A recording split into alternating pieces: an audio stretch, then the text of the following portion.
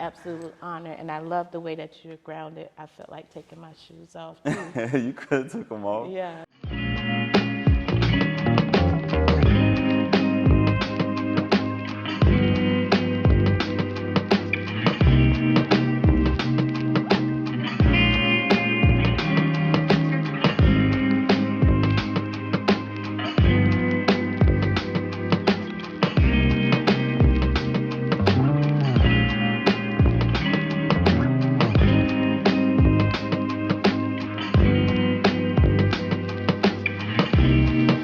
Erica Elle, owner of Goodtrip Tattoo and Art. My passion is creating art, and there's no better feeling than seeing a happy client.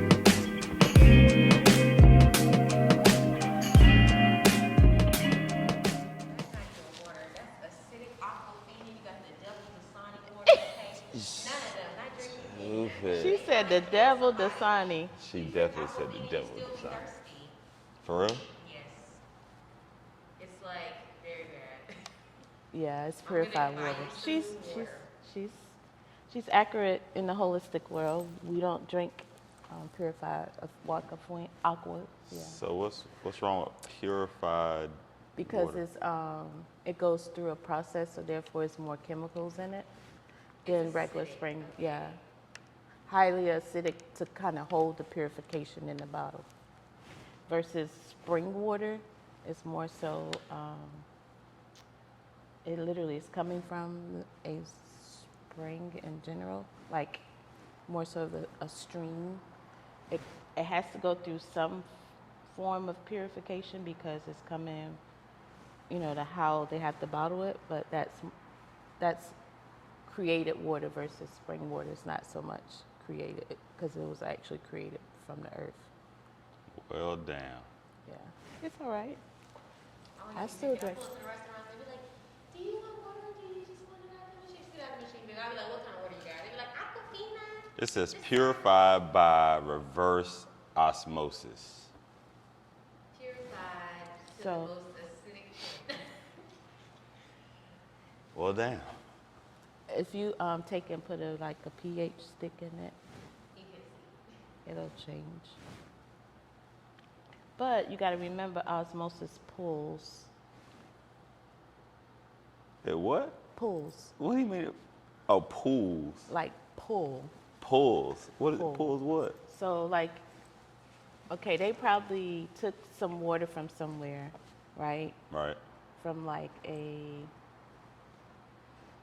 don't know, it could be from a well, to be honest with you. Uh-huh. And took that water and said, we need to make it acidic enough for someone to drink. So that means they have to do almost like a pH balance. Okay. So they have to pull in something to get something out. Pull in, See, I don't know So nothing the about. water comes in, Now I do. yeah, pulling out, yeah. Now I do know that waters are different, but I didn't realize that was the devil's water. She went hard. I didn't go that hard, but she went hard. But I get it though. I probably would have went a little hard. So that means you're not gonna drink it. No, I'm gonna stay focused and drink it. I'm gonna pull through it. But It's like acid for you, of course, Curtis. Nah, I need to start. So what water? So what? Most of the time I get the water that people don't like, that glacier water. Okay, I mean I've It's heard like of the it. water that's in the Dollar Tree Right. that nobody likes to buy. That's better. That's spring water. So what about all the alkaline water that everybody has? Okay, so the pH levels, I will tell you that is somewhat of, it's still kind of like an Aquafina, but the difference in that is that science took some time with that water so that it can help balance your pH levels to pull the toxins from your body. So say if you're getting ready to detox or distill water. Okay. So when I'm making sea moss, I use distilled water or depending on the person and who needs it, I will use alkaline water because Well, I would use, like the 9.5 or the 8.3 or 8.5 because the vitamins and minerals in sea moss comes from the sea. It would be ideal to use, let's see, how can I put it? It would be ideal to use water with some salt in it because that's pretty much what's ocean water. But at the same time, you want to bring balance to it. So that's why you don't, because it's already highly Where you start learning concentrated. about? Why do you know all this stuff about water? Well, not just about water, but water brings what? Life. In order to hold a baby in your belly, you got to have the fluid. Right.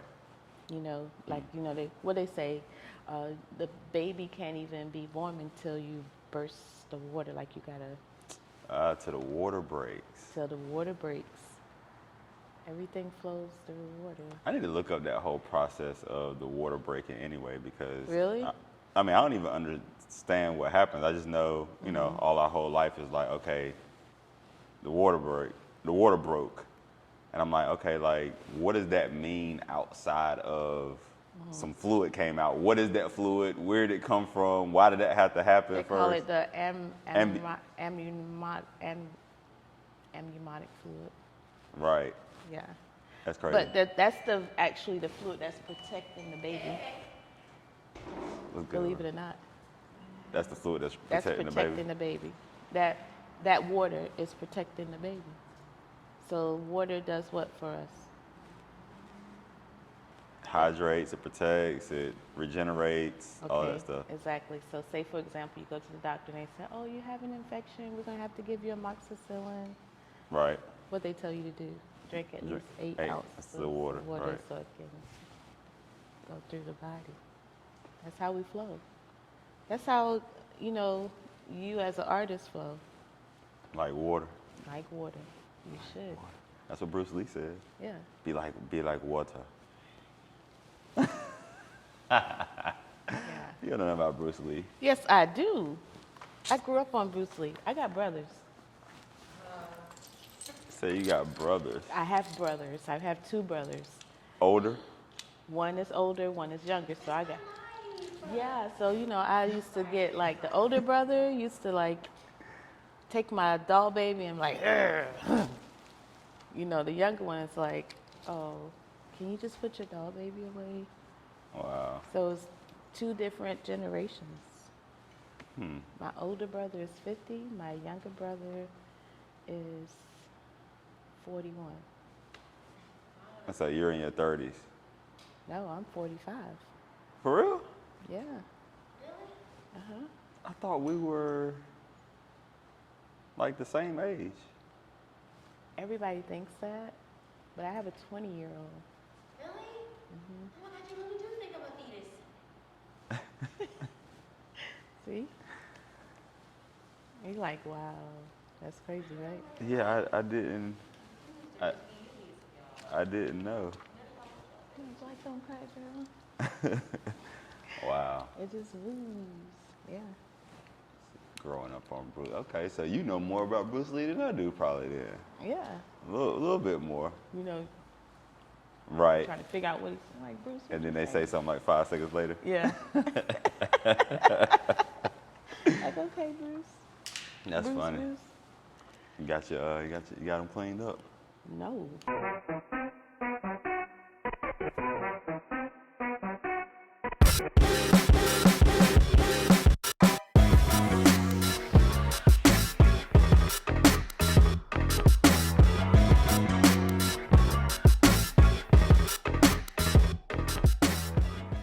I had some hibiscus tea last night. Hibiscus brings forth circulation and passion to your life. Did you know that? No. You're going to have to come. Be out here.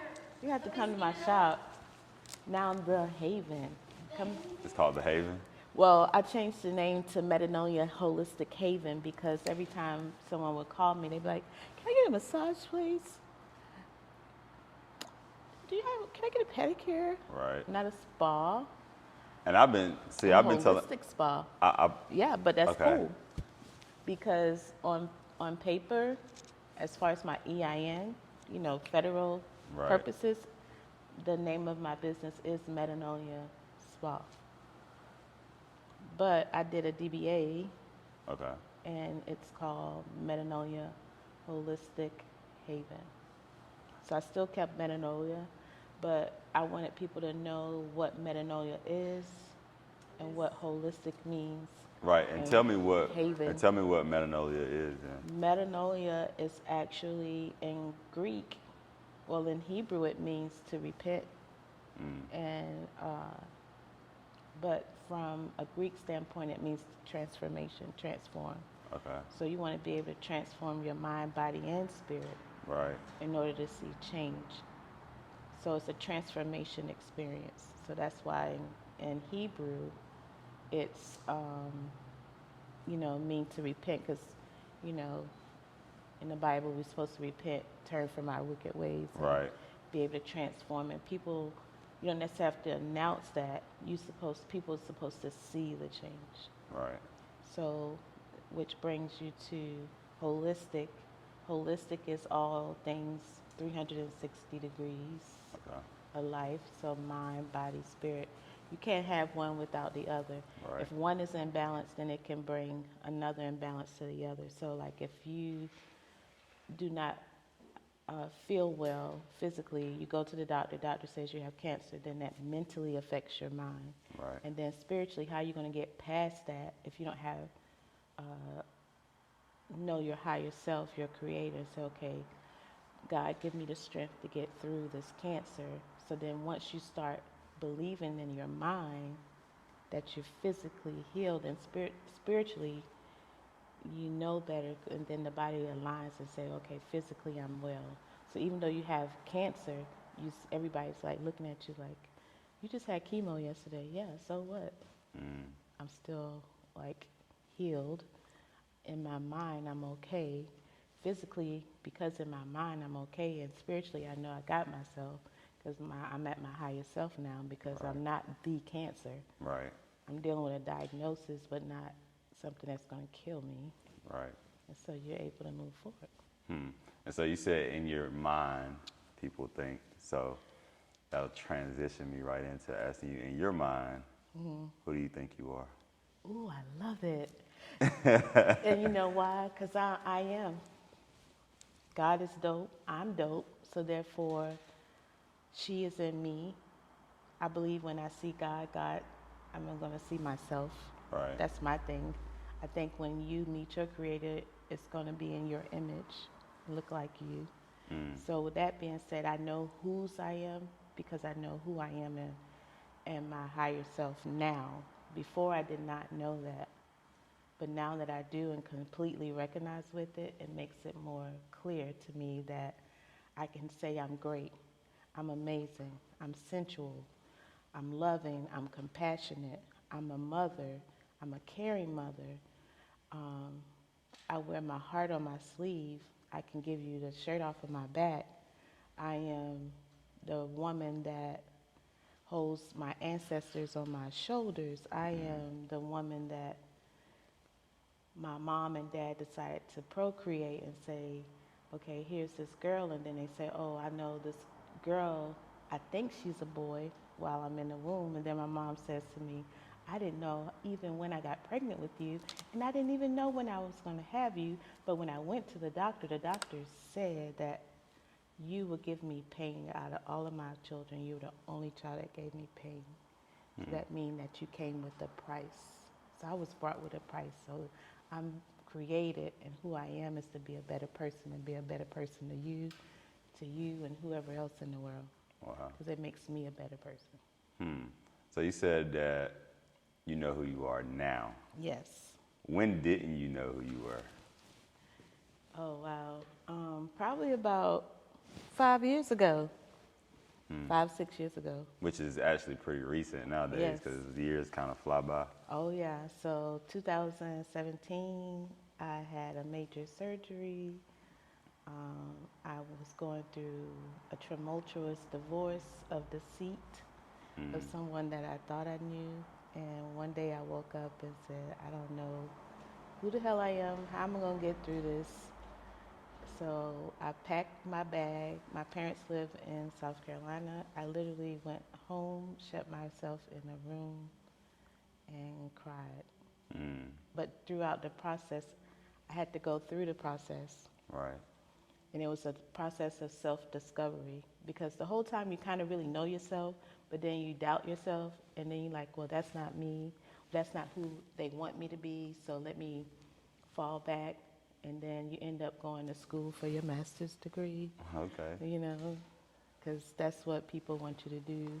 How did you start your self-discovery? Because I know there's like a lot of people who want to discover themselves. Like once people realize they don't really know who they are, then they want to be on that path, but a lot of people don't even know where to go. start at. So like, take me back to like the first like actionable step that you kind of did after you locked yourself in the room to start saying, okay, this is how I'm going to discover who I actually am and who I want to be. Keep in mind where I went to. I went home. So that meant that I had to, the things that was in my mind subconsciously that I dealt with through my childhood, which is pretty much what some people call shadow work right now. Shadow work. Where you go back to your 2-year-old self, your 5-year-old self. So all those thoughts started coming back to my head, and they were so clear, and they were so powerful, but they were also traumatizing. It brought a lot of hurt. It brought a lot of self-pity, all of those things. But also, too, in the process, I can remember, I'll give you a good example, like your parents said, you know, for girls, you know, don't put dirt in your hair. But for me, dirt was the thing. Like, I'm throwing dirt. I'm outside with no shoes. Because you had brothers. Yeah, I had brothers. I'm playing football. You know, Right. I got allergies. I'm all in the grass. I come in the house and just look crazy, right? Right. And then, you know, you realize that you got a spanking because you love the earth. I'm saying that now. Right, like, but you didn't know that then, right? Yeah, so you get how, that's where the self-discovery, when you can be able to sit with yourself and hold yourself accountable for the things that you did right, and hold yourself accountable for the things that you did not do so right. Because I now know that nothing bad happens to us. It's a learning experience, and it's the same thing that may happen over and over again until we get something from it. So you might look at a movie and say, oh, I remember when that scene, when this, and then you watch the movie 3 months later, you're like, Dad, well, I didn't even realize that even took place in the movie. So you look at it from a whole totally different perspective. So that's where self-discovery starts, where you can literally look at your life from a totally different perspective, where you can say, I grew up and I was resented. I'm the middle child. Everybody thought I was crazy, you know, that kind of thing. And then you go back to yourself now and you're like, you know what? I wasn't so crazy. I was the one that saw things different. Right. I was the one that brought some light to a situation that was in darkness, you know? So that's how you go through the self-discovery. So how did you combat when, because you know how it is when you're playing mental ping pong with yourself and in your life, and so you're like, no, I wasn't crazy, and you know, I got a spanking for this, but it's just because I love the earth. But then those voices don't go anywhere immediately, right? No, so when they those don't. voices start talking to you like, no, you were crazy, and Yeah, you still are.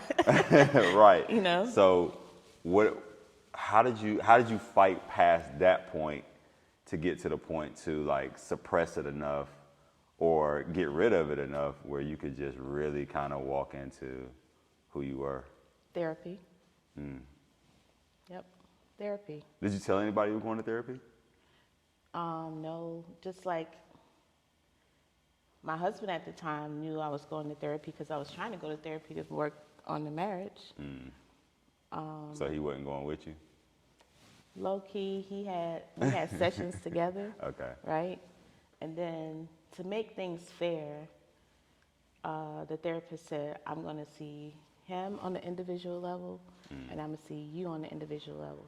and then we'll come back together. Gotcha. I did the work individually, but he never came back together. We never came back together. Because I was willing to do the work, but he wasn't. How long were you married? I want to say 3 years. Okay. Before it fell apart. Look, okay, before it fell apart. Gotcha. Okay. But I fell in love at a short. And you know what? This is very transparent for me. I'm loving this because this is therapeutic for me because I knew this person all my life. Oh, wow. And I really didn't know this person all my life because as you grow older, people change. And it's nothing about him. He's not a bad person. We just decided to make different decisions. And that's how you have to look at it. A lot of people don't say it that They way. be like, oh, that Right. he did it. Right. No, I had to sincerely forgive him with all my heart, with all my might.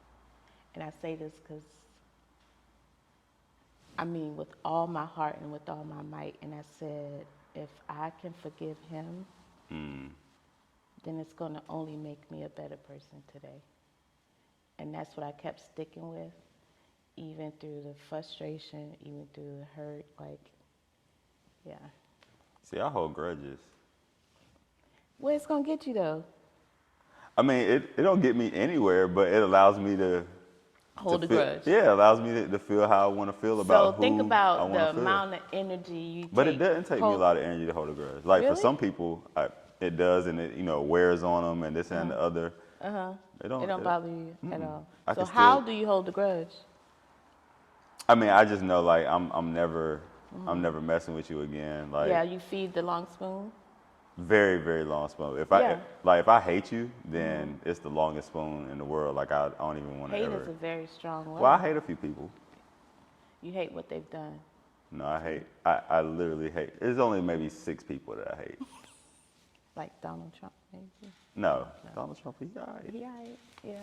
He crazy. He racist. Yeah. He misogynist, but Yeah.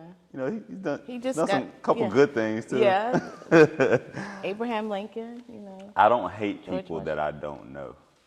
So Wow. yeah. So Just people like that- they say, you have your friends, but then your enemies is really the closest ones to you. yeah. I've always said that there's nobody that I hate that I didn't once love with all my heart. So That's why you can hold a grudge. exactly, because I held you to a higher standard, a higher regard than anybody else that was in my life at a certain point in time, and then if you move a certain kind of way, that So was that person your God at one time? one of them, I would say yes. The rest, no. No. The rest were just people who were really close to me that were either family or I thought were Do you think family. those people that you hold grudges with, are those the people that make you thrive to do better? Or are they the ones that, like, you feel? They did at one point. I don't feed off of, so like, even my ambition and drive and things like that, like, I don't feed off of the haters or the Right. negativity. Like, that stuff doesn't even, most of the time, doesn't register with me. So I'm human, say if but, all 6 of those, 7 of those people walk through this door right now, like, oh, we would stop the podcast and you go. and I would become security. Oh, wow. Nah, they're Yeah. not, they're not allowed in any of my spaces. Any of your spaces. Yeah. Wow. One of them maybe, depending on, The situation. yeah. So if you could do anything differently with those 6 people, what would it be like? What would be different? Because the reason why I'm asking or saying that, because sometimes it's important to see it in a different light. So in order for you hate that person, those people. And yes, you don't have to become like kumbaya with them either. Right. A lot of people feel like forgiveness is so that you can shake hands and move from where you were. That's not necessarily true. Right. Forgiveness is more so for you to say, okay, I have accepted and held this person accountable for the hurt that they've done to me, and therefore I'm not going to let that hurt hinder me from having the ability to care about somebody who that used to probably been that way, but they now are not. So it gives the forgiveness is like the ability for you to continue to move forward. So basically, And you know how quick you came up with the number of people that, you know, like you said, at this Right. small amount. That means that that person, those people hold a certain amount of space in your body and so the forgiveness would, to release those people from your body. Not to say that, and like you said, I would probably become security too to somebody that really didn't, you know. Right. Yeah, I don't know. You need to be right over there, all the way on that other side of the corner. right? Right. I agree with you. Like, keep your space, especially when people like hurt you intentionally. Yeah. And if they hurt you unintentionally and still did, and when it was brought to their attention, they did nothing about it. Right. That's the real hurt. Like when someone hurts you and it's not intentional, and then you say, well, when you did X, Y, and Z, and then they say to you, oh, okay. Yeah, I always That's- say, I always that's the say real hurt. people either they hurt you because either they don't know or they don't care. Yeah. And if you let them know and And they still do it, then that means they They don't care. don't care. Yeah. That means you don't care about who I am. You don't care about how I feel or anything. Like you don't care about like the true me. Right. So yeah, I agree with you. I will fight them too. But I don't want them to hold space in anything, I'm any trying to part think of my how body. many of them hold space for me. Maybe 2, I don't want to give them that kind of power. maybe 2. Hold a little bit of space. Yeah, don't let them hold none. They can't have it. Mm. I'm gonna be. We talk about soul ties. Right. I'm gonna give y'all a little quick story. So somebody I had a soul tie with. Uh-huh. I mean, like sensual, like make you want to jump. You know, go Barney and Clyde, like rob the bank, right? Right. But I said the same way that person took my power and took that, I need to get it back. I went and got it back. And that was in discovering. Not just self-discovery, but it was through the act of what people call sex situationships. We're in a situationship. Got you. You ain't in no situation. Situation, yeah, you got a situation, but the ship part, that ended. Right. It's a relationship. It's still a rapport. You Right. still built something that turned into a situationship, an entanglement. That's why it was so easy. Entanglement, right. Yeah, that's why it's so easy to say that. Right. But the reality is that it's a soul tie. Like you connected with that person on a different level, Right. and it felt good. So it's just like, the person that, loves the methadol or whatever, they on crack or whatever, and they get that first hit, they longing for that same kind of feeling again. Right. So the reality is, for me, in that soul tie situation, I had to reverse that. And I got my power back through that same act. Meaning that the power that person put on me, I took it and turned it around and put it on them so I could remove myself from the situation. Because sex is an intertwining thing. It's fluids, it's feelings, intuitions. Even if you just like, oh, there's no real connection, but the reality is it is a connection. Yeah. If you can reflect back on that day, moment, or night, even if it was for 5 minutes, Okay, Missy. then it's embedded in the heart, embedded in the soul. It's a connection. Etched in there. Yep. So that was the only time I experienced that with only one person, and I had to get my power back because that person was draining me, literally. That was crazy, right? It is crazy. I still think about it like, damn, you was that good? I told somebody recently, this girl, she was upset. She had put some stuff on Instagram. Oh, Lord. And you could tell she was upset about a dude or whatever. And so I had said something to her. We know each other a little bit. And I was like, ain't no dick that good. And she was like, you right. And she was like, I'm gonna get myself together, because I'm like, yo, like, if he treat you like crap, Yeah. you know, or not treat you how you want to be treated, then like jump out, you know what I mean? And I had to come up with a plan before I executed my get back. Right. It wasn't like, I'm saying, okay. Nah, I came up with a plan. Strategic. I came up with a plan, but I worked on myself through the process, because you can't go back and get something. It's like war. If the other country stole something, or we trying to protect something in that other country, we dealing with that kind of right now with Russia, Ukraine, all that. So they got borders up, they protecting stuff. And you literally took something from me, right? Right. That means you strategically plan to take that from me. If that means just texting me, what's up? If you hit me through my DM, I got a Tinder account, and I say to you, so what's your intentions? Why are you on the dating site? And you say, because I'm trying to meet a baby like you, you know what I'm saying? You're so beautiful. That's strategic. That person is on there just to do what they were set out to do, because they really don't want a relationship. Right. They're really not looking for anybody per se, but they got the strategic plan. I'm going to get me a Tinder account, and I'm going in. The Tinder swindler. Exactly. Right. So they go in and they do that. So now you got to strategically say, you know what? I met him through here. He told me all this stuff. Da, da, da, da. Now I need to plan out Right. what I need to do to get my get back. It's going to be war. So I strategically worked on my mind, Right. my body, and my spirit, because I didn't want to have that kind of soul tie anymore. Right. And you have to do the work. And that's the part, the work. A lot of people don't want to do the work. Yeah, don't want to do the work. 'Cause the work is hard. It's not as hard as you think it is. It's not?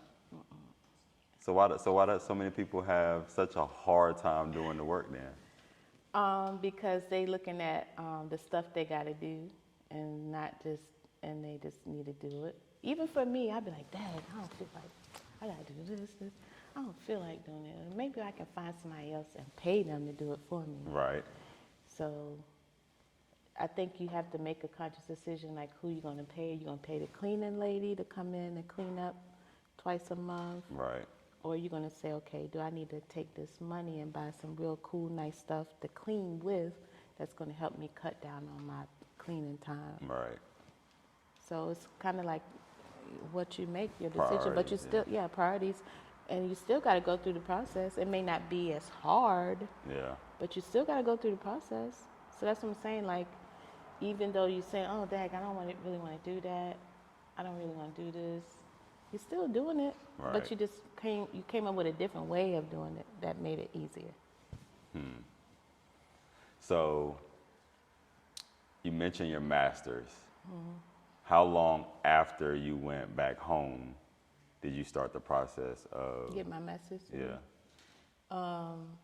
Actually, I had my master's degree when I went through that situation. Okay. But I was using that as an example of pleasing other people and not doing what was pleasing for me. So what would have been pleasing for you at that time versus getting your master's? If you weren't getting your master's to please somebody else, what would you have been doing?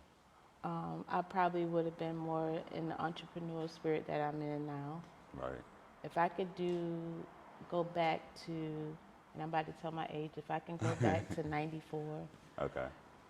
from high school and I would definitely go to a higher education, but I think it would be more like certifications and like hands-on stuff. More specialized. Specializations and stuff like that, yeah. Got you. So when did you wind up getting into entrepreneurship? Because that's all I've known.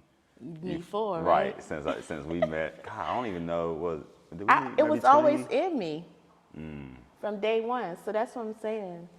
I have such wonderful parents, and I have to give them all praises. My grandparents, my great-great-grandparents, because one thing about my parents, my mom said, I might not know how to speak something or do the work, but I'm going to give you the tools. Like, she was like, I made y'all go to tutoring. She made me take etiquette classes. I hated it. White gloves and party manners. Right. And I had The to right forks curtsy. and spoons and the all right that. forks and spoons. But I had to remember, she said I was preparing you for such a time as this. And if I had not done that, then you wouldn't be able to have the ability to sit at the tables that you're sitting at now or where you're going to be sitting at. Right. So that hit home. Right. So I was like, dang. Like, so mom knew it. They knew what they was doing. Yeah, low key, they didn't know what they was doing because they did what was best for us in that moment. And then a lot of times we envy our parents because we like, oh, they were so mean. We got ass whipping. We had to drink out the spigot. Right. But the reality is that they actually was doing the best that they could based off of what they knew. They knew that they had to get something right because the goal is I want them to become better than me. Right. So we can't really fault. We can fault some parents for some things because a lot of cruelty took place in a lot of people's lives. But then also, too, the ones that really try to thrive and do what's right, even if they didn't know if it was right or wrong, they took chances. Nobody's perfect. I'm doing it now, and I'm trying to raise 2 boys to become excellent men. Right. And none of them came with a manual. Not at all. Like, I wish they did somewhat, and they both have 2 different personalities, so I'm not going to treat the older one like the younger one, and I definitely can't treat the younger one like the older one because they 2 different people. Yes. Yeah. So how did you get into like your Haven? How like? Because I was at your grand opening, right? And so that was like super dope to have. I don't know. I just like to watch other people birth things that are inside of them, except for like actual real babies. That's scary, right? That's weird. But seeing that and being there and seeing the energy that the people had and seeing, the smiles that you had and you actually saying, hey, I'm here in this space now, was super dope. Why did you want to have that sort of business? One, did that stem from your growth? Yeah, it did. It stemmed from me being not feeling well physically, mentally, and spiritually. And after I had my surgery and went started recovering, one thing that my doctor at UNC, I was going to OBGYN oncology. Okay. And she said to me, we all have certain amounts of cancerous cells. She said cancerous cells tend to lie dormant until something significant happens. Most of the time it's a stress-related thing that triggers in the body that causes cancerous cells to come. And she said, you need to make sure you keep your mental health intact. And that was the first time I heard a doctor talk about mental health. And she said, after your 6 weeks appointment, make sure you make an appointment with a therapist. And I had already had a therapist because remember I told you I was trying to get myself together in that aspect, and I took it a step further and I actually went to a psychiatrist. I said I never had like one of those tests or whatever people say, psychologicals. Right. So I went ahead and got that done, and that's when the work really, really got deep. And so I was like, okay, I got to go through it. It don't feel good at all. And as I was going through it, I was birthing the Haven. Right. Because that's why I changed the name to Haven. Got to be very intentional. And it just, all that comes full circle because at that time, I wanted safe spaces. You know how you can be in your house and still don't feel safe? Right. Like now I feel safe. Like I live in the freaking middle of nowhere in Wendell. Oh God, you do live in the middle of nowhere. And and I'm safe. Right. I feel good. Like for the first time, like in a long time, I feel safe. Physically, mentally, not worrying about, where the next, how the paycheck, how we live paycheck from paycheck and not really worried. I don't have that kind of worry anymore. It's a different kind of concern. Yeah, you got to pay your bills, but it's a different kind of worry. Like, Right. it's not that agonizing worry keeping me up all night when you know you ain't got but $5 in the bank account. Right. Now it's more like, okay, I got $5. I'm an entrepreneur. Am I going to step out on faith and Right. go to DSS tomorrow? Right. Or I'm going to, make another decision and just feel so almost like cold and numb. Yeah. So you don't want that feeling. So that's kind of where it started. And I've always been in the healthcare field, so I've been around a whole lot of doctors and nurses and people that, we literally have diagnosis of failure to thrive. And Failure to thrive. Yeah, that's the actual, doctors are getting paid off of a diagnosis code. You can look it up. It's called failure to thrive. Those of you who are in the medical field, you know what I'm talking about. CPT code, diagnosis code. It's in the DSM. Failure to thrive. And so that's basically people who aren't in the getting life. to where they want to get to, and so they have this mental breakdown, if you will, over that. And it's affecting their body significantly. So a lot of times people who have the diagnosis of failure to thrive, they may have a major autoimmune, they may have some type of disease, cancer, whatever, and they're, in their last stages, end of stage life. But when they say you have a failure to thrive, that means that you've pretty much given up. Giving up. That's the first time I've ever heard that phrase. Failure to thrive. And I mean, in my mind, it makes sense that people could have that sort of mindset or condition, and I guess in the medical field. Man, I can't even imagine what that would completely be like. Yeah, I used to work in Baltimore. I used to work in health and rehab. Okay. So gerontology is a good field, like if that you really want to understand like the cycle of life, because you have adults that's 60, 70, 80, 90 years old, but they behave like they're 3, 2, 1. Wow. They go back to the childlike state. Right. But then they're also 2 adults as well. So you getting wisdom from them, but at the same time you see like how you probably felt when you were like an actual infant with your mom, Right. So you see that, and you see where they're at their end of life stage, and they just like, I'm just ready to give up. I'm tired. And they decide to take their last breath. And then another thing that really hit home for me, I had ability to be part of a vent and trach unit. Okay. So when you're talking about a ventilator, you're talking about that machine is working for you. Yes, it is. But then also, too, the brain has a ability to wake up, and you say, well, like, what's going on? And you taking your like first real breath again, and that machine is taken away from you or what have you.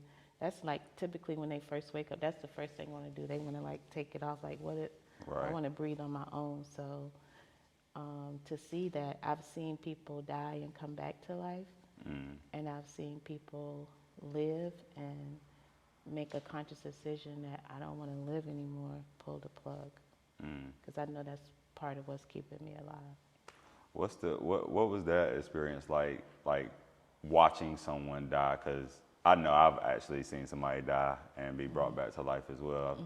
Happened. Was this before COVID? Yeah, this had to be before COVID. This was maybe 2019.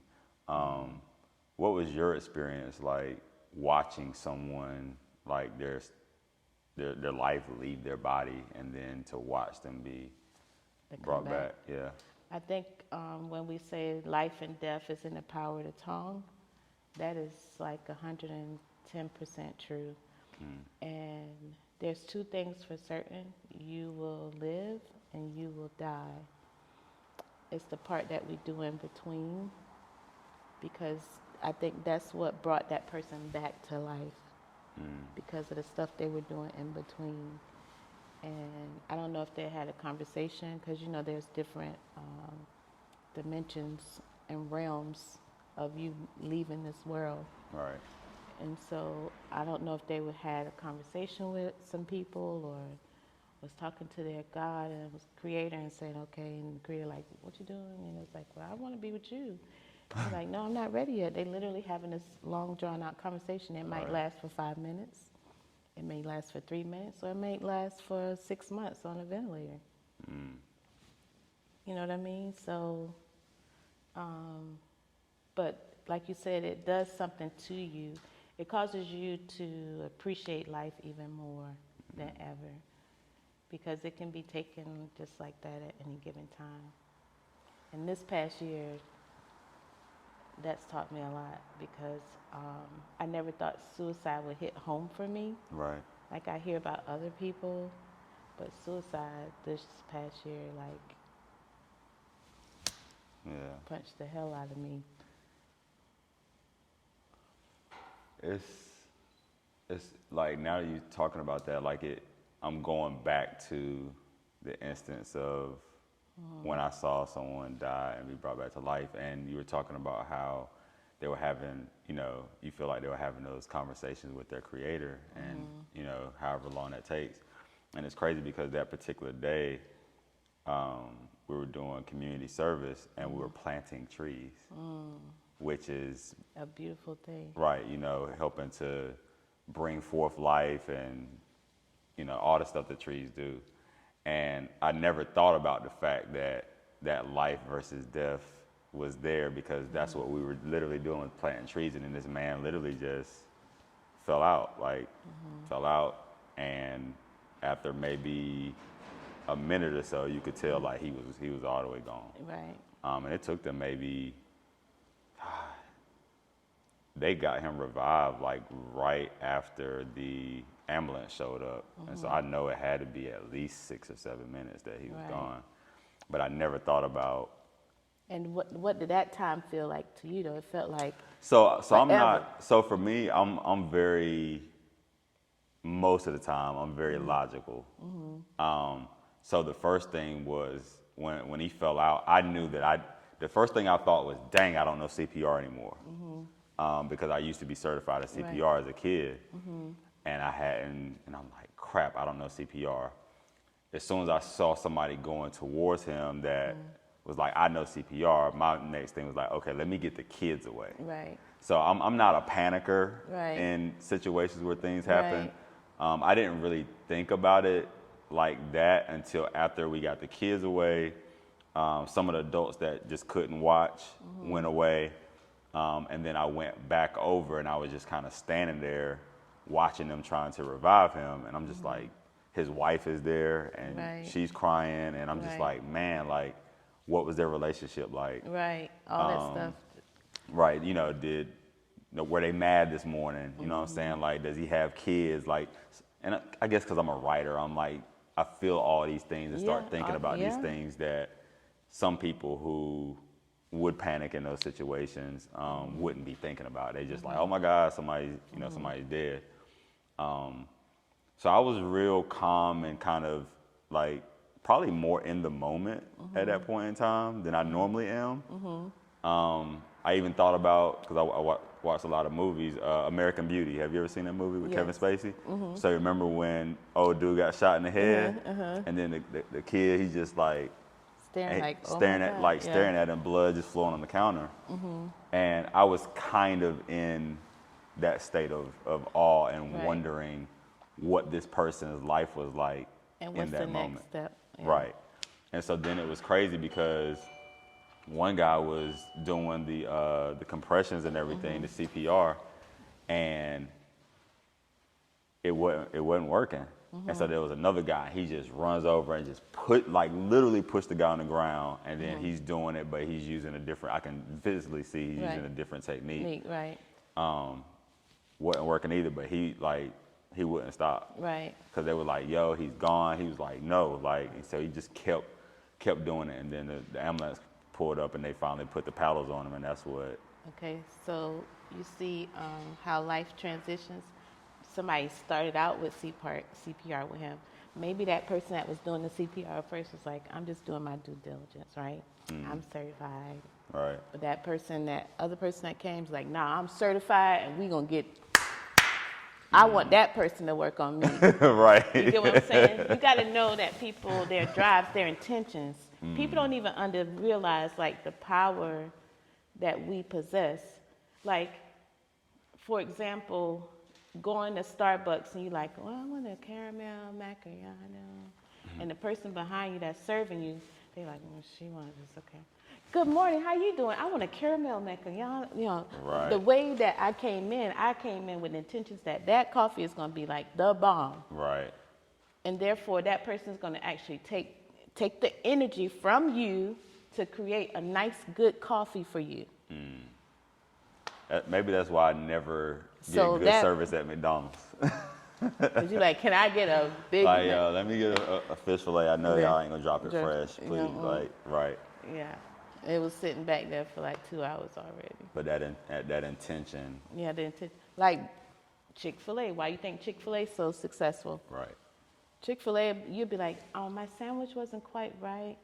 Oh, we didn't put here, just keep that whole bag. The whole bag. Not just the sandwich. Keep Right. the whole bag. Right. And we're going to bring out a whole new fresh bag. Can you take and park over here? We're going to bring it to you. Right. And Burger King say they can do it your way right away. Not no more. Right. Not no more. Right. So you get what I'm saying? That's what I realized for the Haven. Right. So, you know, shout out hashtag the Haven, Metanoia. And that's why I decided to create that name, because as I'm growing, I'm becoming even more intentional about what I do. So when you walk across the threshold there, I want you to know that you're in a safe, non-judgmental Right. space. If you got to take your shoes off, hell, if you got to take your shirt off, you see what I'm saying? You know, to get what you need, Right. so be it. Yeah. So be it. What was, and I'm going back just a little bit, what was the difference for you from the therapy that you were doing to then when you started doing the psychiatric therapy? What was the difference in there that helped you move a little bit? So the psychiatrist would literally talk to you about from the time and day that you were born. They want to know more so like not just your history physically, but do mental health run in your family? If someone in your family was diagnosed with any mental health diseases like schizophrenia, bipolar or whatever, they want to ask those types of questions. Were your parents, what was your childhood like? Were you in a single parent home or two parent home? Even if you was in a two parent home, was your mom an alcoholic and your dad was the hard worker or vice, you know what I mean? Right. Like they want to know those things, right? But what they do is they take that information and compile it, right? And then they kind of give you, there's like these 5 axes. And you know, mental health workers and therapists, they know what I'm talking about. They give you these different axes based off of your birth, you know, lifestyle, all those things, right? Right. And then they somewhat come up with a diagnosis. And diagnosis to me means that you can take that and the diagnosis means that you can take it and accept it and die from it. Or that's something, an indicator that say, I need to change that diagnosis. Right. Or what can I do to ensure that my children don't sit down and talk about, when my mom was diagnosed with depression, my dad was an alcoholic, you know, those types of things. Right. So that plays a huge part in people's lives. So that's the difference between the therapist and a psychiatrist or a psychologist. They more so dissect and diagnose, so that the therapist, when you go to the therapist, they can say, well, I see here on axis 3 that high blood pressure, diabetes and such runs in your family. And I see you suffer from depression, so they take those two things and they say, well, because that runs in your family, then it automatically can cause some stress and strain to your family. So therefore you're depressed because of the Right. diagnosis, these axes. Got you. Yeah. So So that's the difference. So fast forwarding back to the Haven. Mm-hmm. So I would imagine that there are some people who have not been through those particular therapies that are coming into the Haven, and they're looking for a physical release, if you will.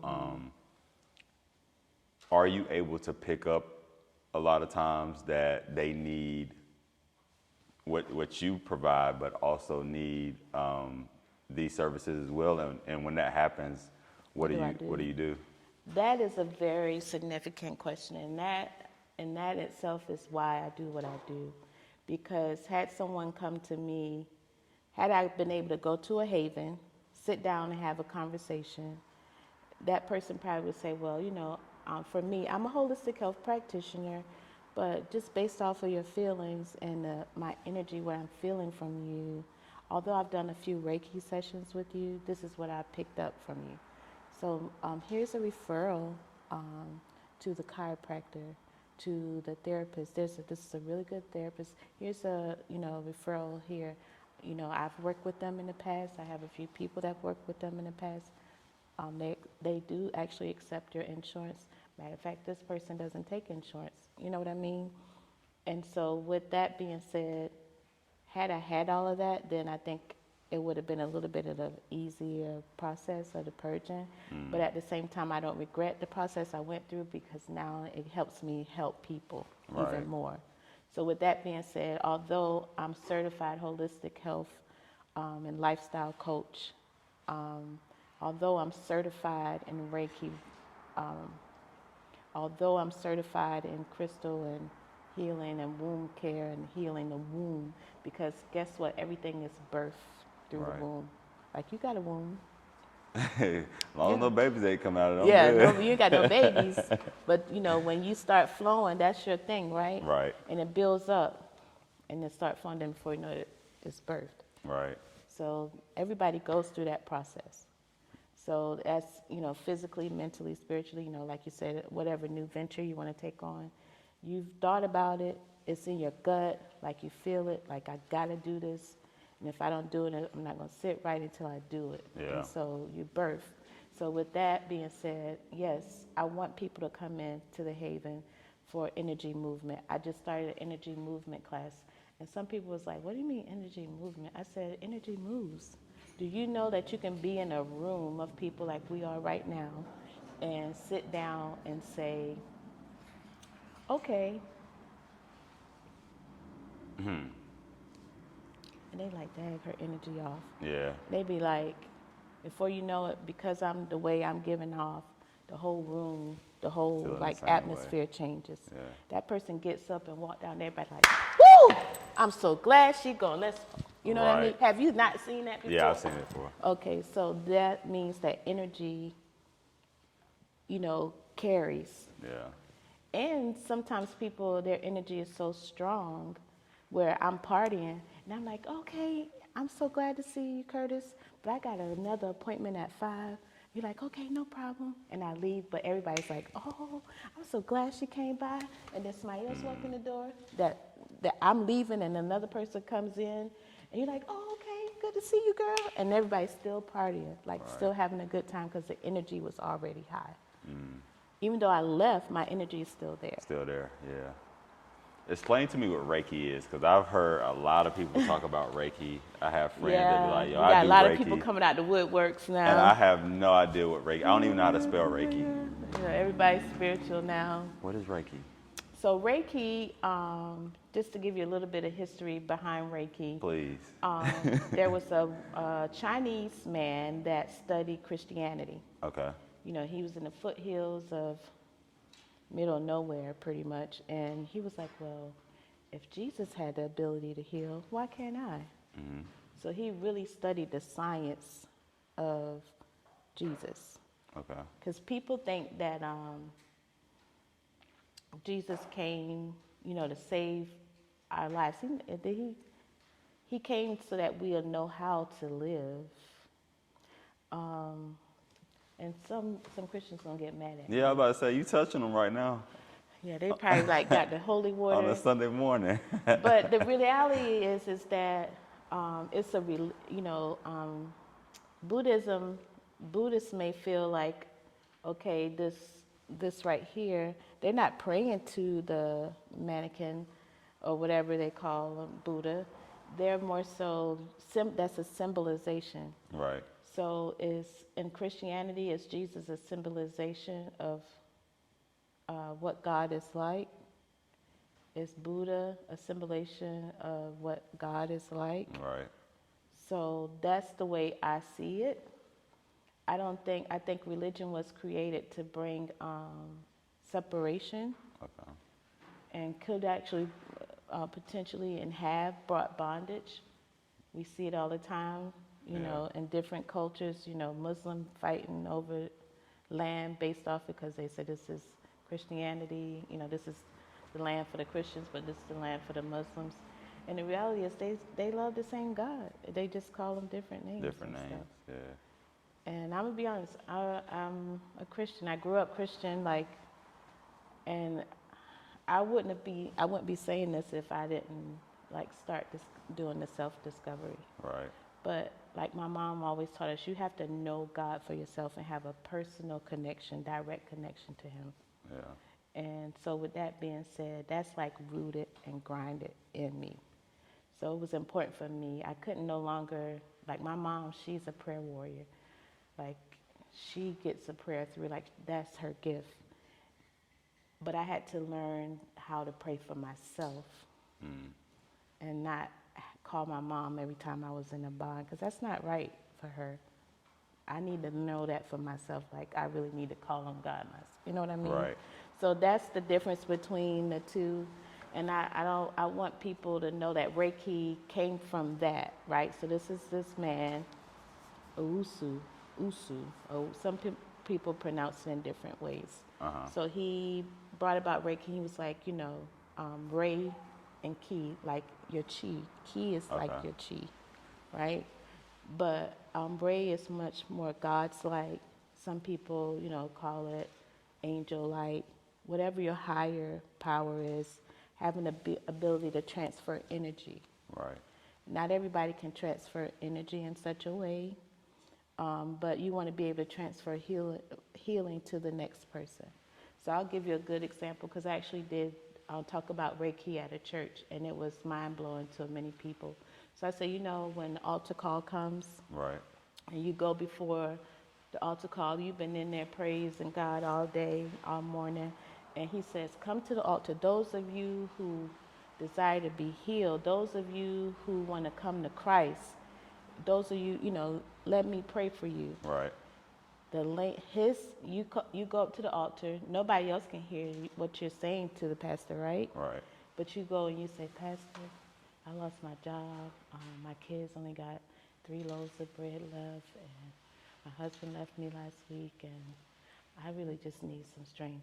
And he said, okay, 2 or 3 together, we all here. Right. He said, because God is in me, I'm going to take that energy and I'm going to lay hands on you so that you can have the ability or know that everything is going to be okay. Right. So that's Reiki, the transference of that energy. The sad part is, and that's why I'm getting back to everybody, you got to know, be careful who touch you. Yeah, I was just sitting here thinking, I'm like, Come yo, on. I'm not, that's what I was getting ready to say.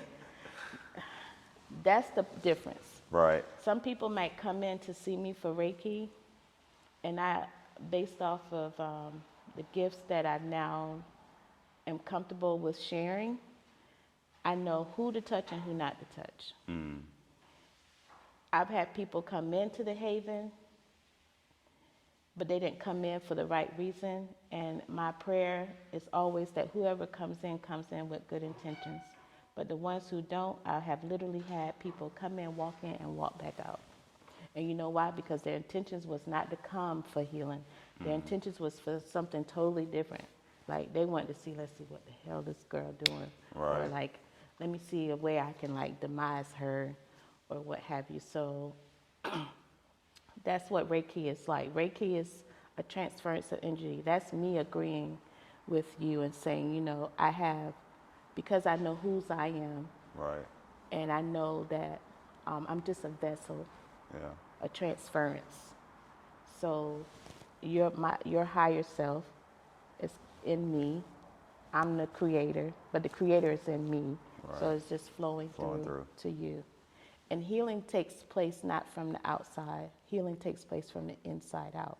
Right. Sometimes I'll give you a good example in the pharmaceutical world, which I have an MPH with leadership and a concentration in epidemiology. So we study diseases, right? Right. But we, do placebos. Like I'm not even gonna get on the COVID Oh, listen. vaccine. I know. I've done Okay. I do clinical trials. So Oh, okay. So you already I'm with know. you. So a lot of this stuff is placebos. Yeah.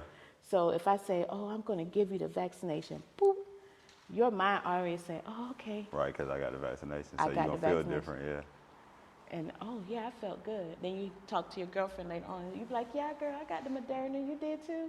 But you know what? When I took it, I was so sick. I didn't feel good. I had the chills. Now you sick and And don't I'm feel like, good. and girl, got the no, shit. I did not have nothing.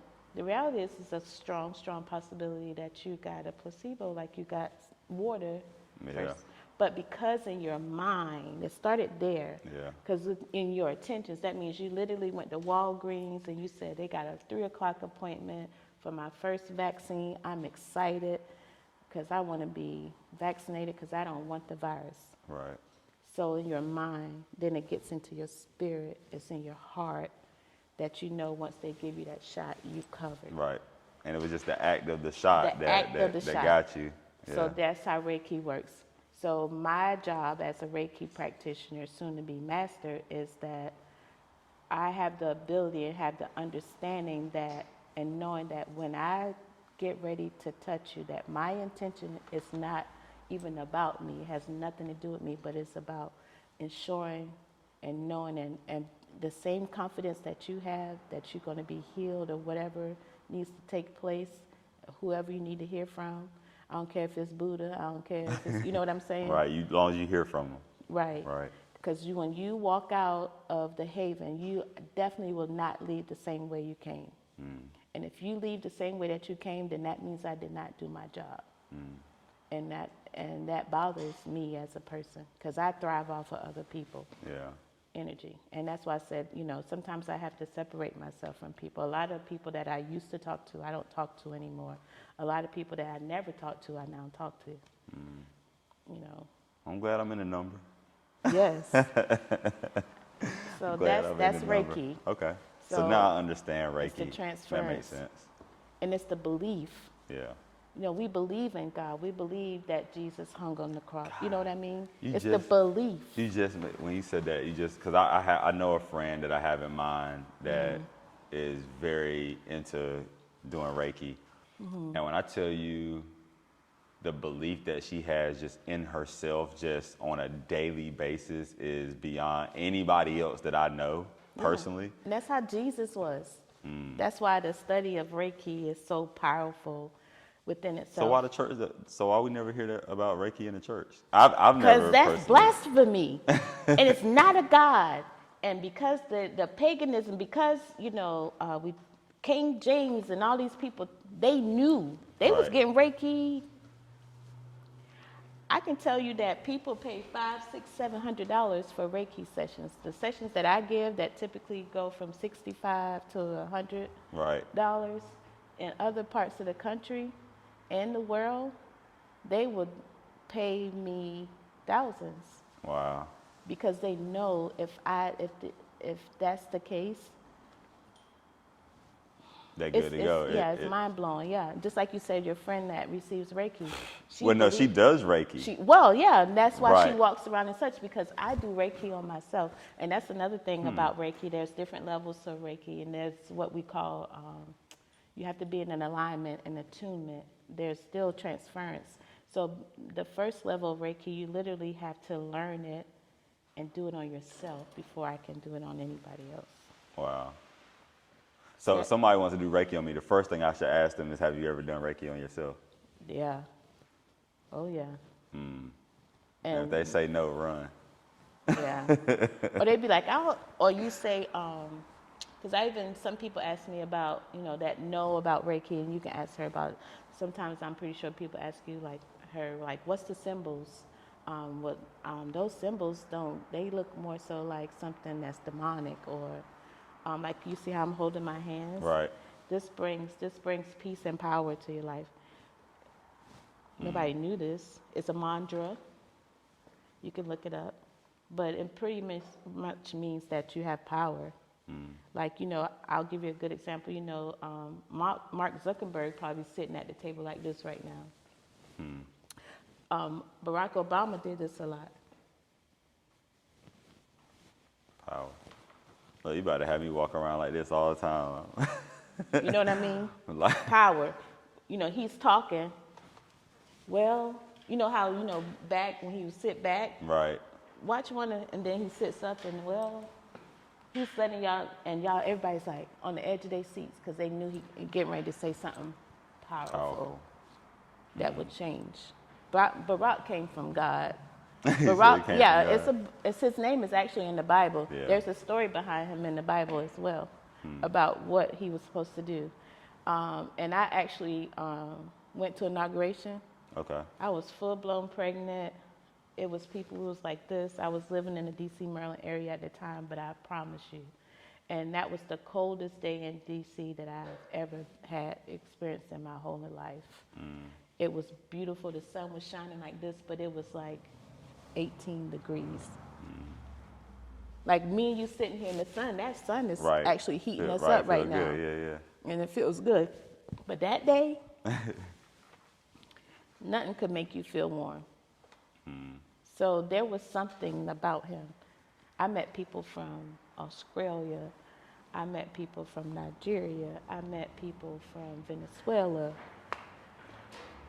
And everybody was holding hands or like protecting each other.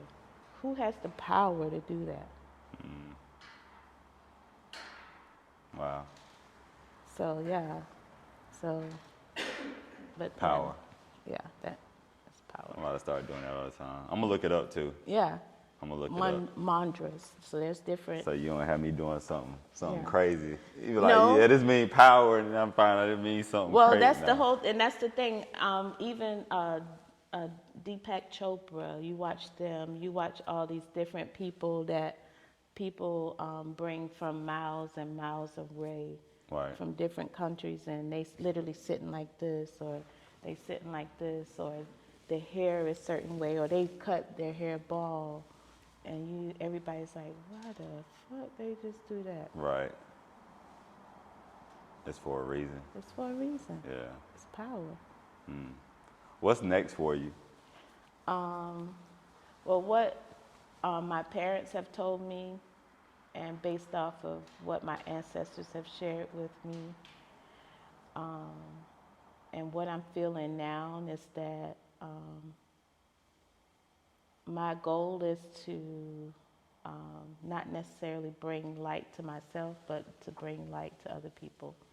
So as we're sitting here, my intentions is that as this is played back later on, that more people will listen to this, but what it's going to do is enhance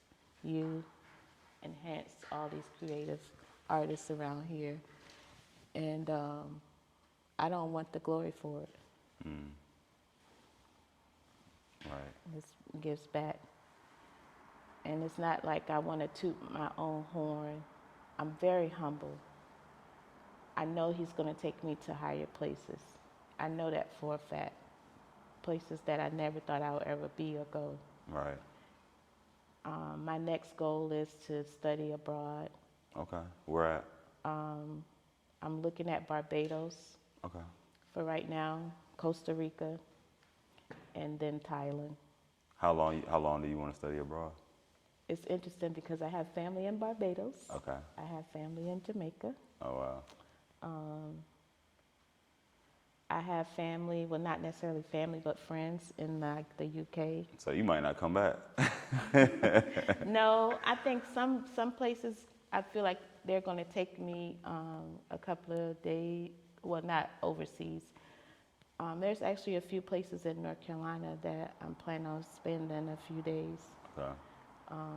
Believe it or not, there's a lot of healing in South Carolina and North Carolina. Very much so.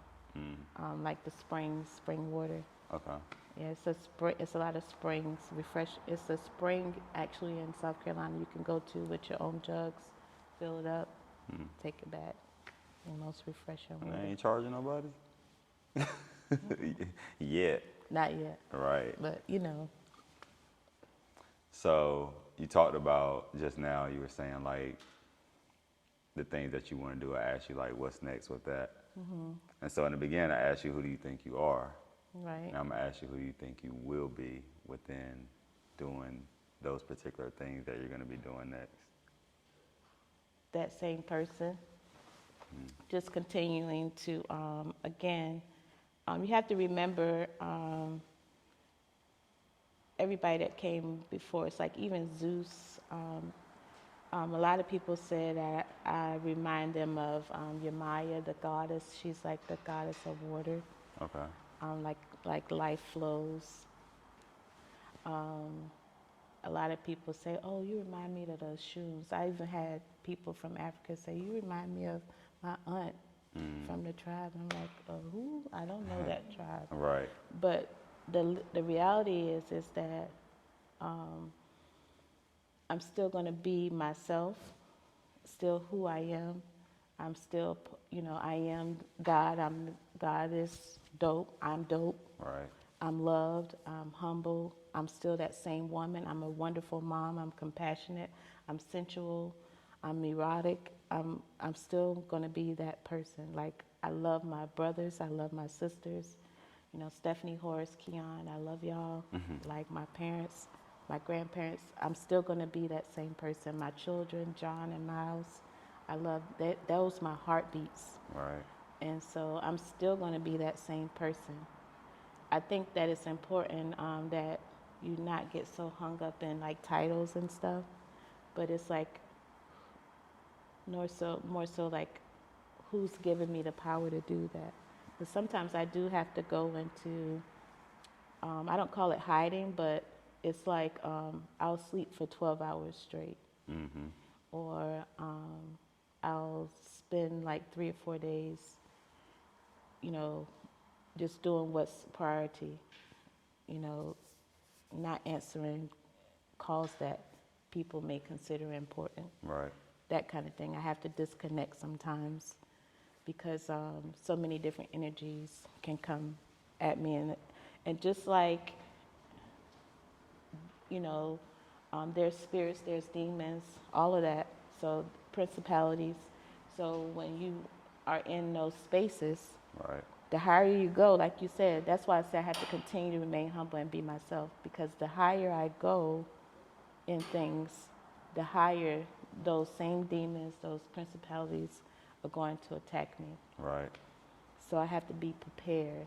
Just like I said in the beginning, I got, had that soul tie. I had to get it back. I strategically planned. So this is part of what I'm doing now, because it's going to be days and times where they're going to come out and they're going to attack. Yeah. And I have to be prepared.